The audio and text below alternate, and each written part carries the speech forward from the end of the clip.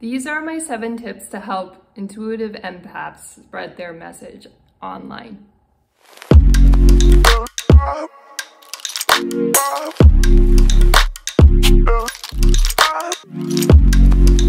Hi, my name is Leah Chantel. Welcome back to my channel, and today I'm talking about 7 specific tips intuitive empaths can take to help them positively spread their message online.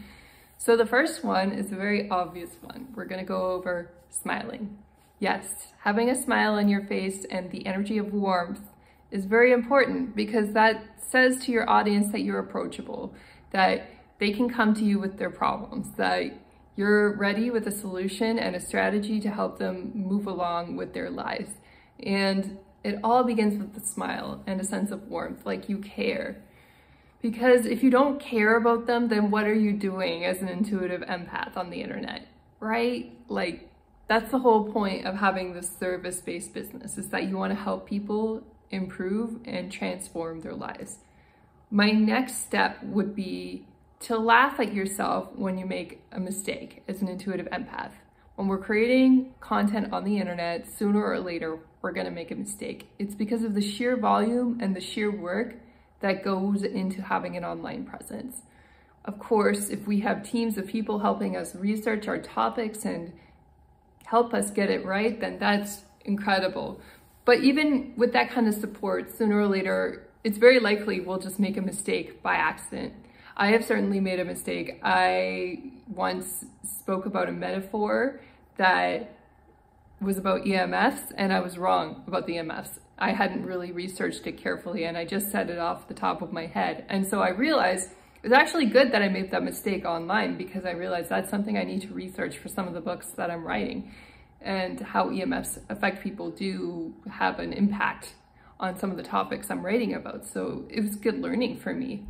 But in those situations where you make a mistake, you really have to laugh at yourself. Unless it's a very serious mistake, like you used a wrong word or something that's offensive, then apologize if you make that kind of mistake and don't laugh. But a lot of silly mistakes, like if you're inaccurate about something, you can just laugh at yourself. And that'll help you feel more secure and confident in spreading your message. And that'll help others feel more secure and confident about working with you as well, when you realize that you're human and they know it too, but that you really are good at helping them with what they need help with.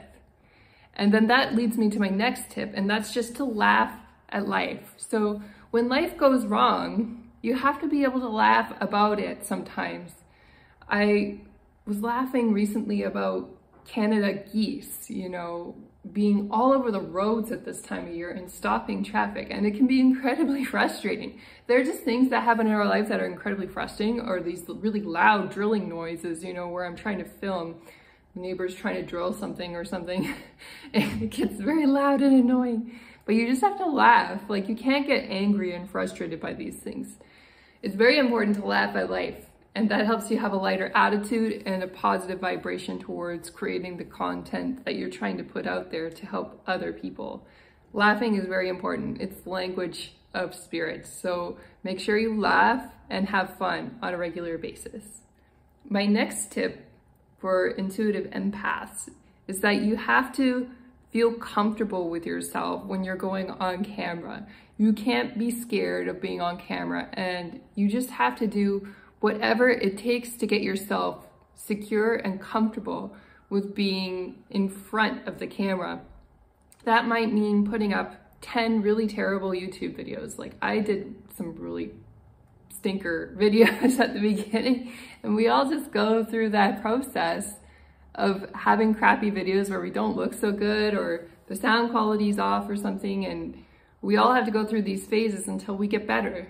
And so that's part of the process of learning, and you have to be secure that you are going to be evolving and you are going to be learning as you create videos. It's not always that wise to invest in a lot of expensive equipment either right off the bat to make everything perfect. You just sort of have to start creating content and see where it goes after a while. And then if it makes sense to upgrade and buy the more expensive equipment, then you can at a later time. But having said that, it takes time for you to kind of assess and evaluate where your strengths and weaknesses are creating content in the first place. And it's not wise to spend a huge amount of money on it until you feel comfortable with your presence online and you feel comfortable committing to posting on a regular basis, then it might make sense at a later time to upgrade and invest in more equipment. My next step is that if people are really coming after you in not such a nice way, it's okay to stand up for yourself. It's okay to say, this is my opinion on something. And where I get some pushback sometimes from some of my comments is that I think people want me to be like a psychologist or a therapist, and that's not who I am, and I'm not trying to be one on this channel. So therapists are okay if people are processing a problem and they bring it to them like 10 times the same problem. What therapists will do is they will hold space for that problem and allow them to take 10 years to work out the problem if that's how long it takes. Therapists are very good and very committed to that sort of process, and I really respect them for that. Having said that, with intuitive, empathic people, when we're trying to create transformation in people's lives and we're trying to share the strategies that work, it's not always the wisest thing to just keep listening when people come back to the same problem, you know? Instead, you might want to refer them to a really good therapist in their area and say that that's the work that they need to do first before they're ready for a transformation in their lives, you know? And I think some of the negative comments sometimes that I get from people, it's that they want to hang on to their problems and they want me to be a therapist and tell them it's okay to like hang on to their problems forever. The thing is, if I let people do that, then I can't really promise any kind of transformation or change in people's lives because they're holding on to the negative aspects of their lives, right? And so it doesn't really make sense. Instead, it's better to just guide them towards a different resource that they may find more beneficial rather than my content or my messages. That brings me to my next point, and that's to trust the audience. So there are times when the audience is going to give you feedback, and as a creator, you really need to listen to that feedback, you know, because they're the ones with the problems that need to be solved. And so if you can tailor their content so it's solving the problems that they're having right at this moment, then that's going to be the most important content that you ever create. Of course, we go in as a content creator with some idea about what the good strategies are and what work for people. And it's good to have that broad concept in mind, but you also need to know how to tailor it to help people in their specific circumstances and in their specific situations. And that's where coaching and intuitive guidance can really come into play as well as a professional, is sometimes you really have to go deep with someone's problem or someone's story to really find the nitty-gritty solution, because some of my solutions on my channel are too general to apply to somebody's really specific situation. And so you really have to go through a coaching call or an intuitive reading to really get to the root of what the problem is for that person. And it's not always about the problem either. Sometimes they just want more joy in their lives, or they just want to change. And that's perfectly fine as well. In fact, that's amazing. So you have to tailor your solutions to whatever your audience is bringing to you. And if you ignore that, that's to your detriment as a content creator, especially in this age of YouTube and social media. We're not a TV channel just blasting stuff. You know, we are in a social community. And of course, as the video creator, you're starting the conversation, but you have to make sure you're also listening to the feedback from others who are looking for solutions on specific topics. And then my next advice as a content creator is that content creation can really take over your life. It can be a lot of work, and this is something I'm evaluating on a regular basis, but you also need to have your own life as a content creator and do things that give you joy outside of creating content and helping people. Because if you run out of gas, then you're not going to be able to help others. You have to feed your own joy in order to fill your own cup, in order to help other people, right? That has to come first.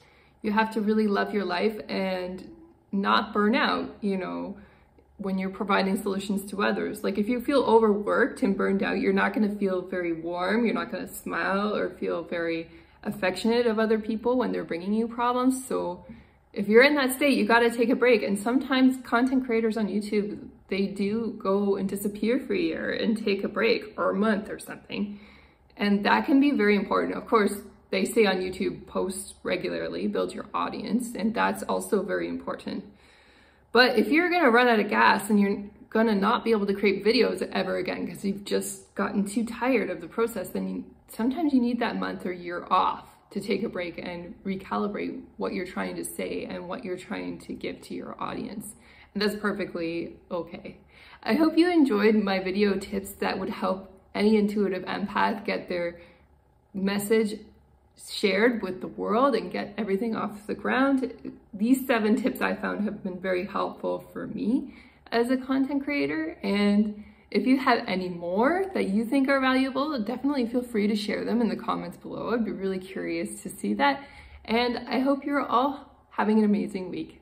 Bye now.